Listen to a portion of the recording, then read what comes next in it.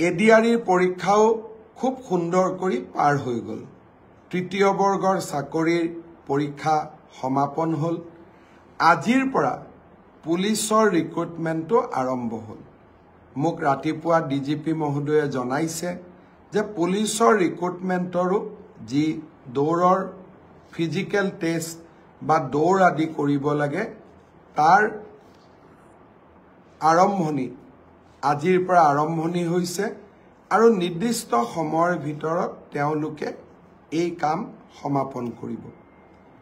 আৰক্ষী তৃতীয় বৰ্গৰ পৰীক্ষা শেষ হ'ল। অহা 29 অক্টোবৰত আমি চতুৰ্থ বৰ্গৰ পৰীক্ষাসমূহ আৰম্ভ কৰিম আৰু তাৰ পিছত লাহেকৈ শিক্ষক নিযুক্তিৰ প্ৰক্ৰিয়াও আৰম্ভ হ'ব। মই এডিআৰিৰ তৃতীয় বৰ্গৰ পৰীক্ষা ইমান সুন্দৰকৈ সফল হ'ল তাৰ বাবে এডিআৰিৰ পৰীক্ষাৰ লগত জড়িত আটাইকে মই ধন্যবাদ আৰু কৃতজ্ঞতা জনাইছোঁ।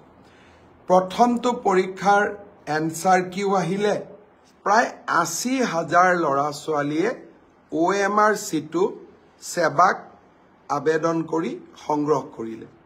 প্ৰথম পৰীক্ষাৰ OMR চিট যদি আপোনালোকে বিচাৰে সেৱাক আপোনালোকে আবেদন কৰিলে এদিনৰ ভিতৰতে এই OMR সমূহ আপোনালোকে পাব পাৰিব।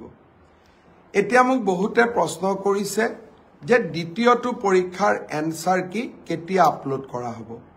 মই সেৱাক ইতিমধ্যে কৈছো যে দুৰ্গা পূজাৰ আগতে শেহতীয়াকৈ হৈ যোৱা দুইটা পৰীক্ষাৰে যাতে এনসাৰ কি আমি আপলোড কৰি দিওঁ আৰু লাহে কৰি শেহতীয়াকৈ হৈ যোৱা দুইটা পৰীক্ষাৰে OMR চিটসমূহ যাতে পাব পৰাৰ ব্যৱস্থা আমি কৰি দিওঁ।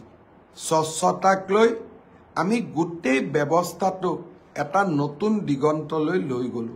মই ভাবো ইয়াৰ পিছত অসমে আৰু কেতিয়াও নিযুক্তিৰ স্বচ্ছতাক লৈ খেলা কৰিব নোৱাৰিব। অসমত আৰু কোনো ৰাকেশ পালৰ জন্ম নহব।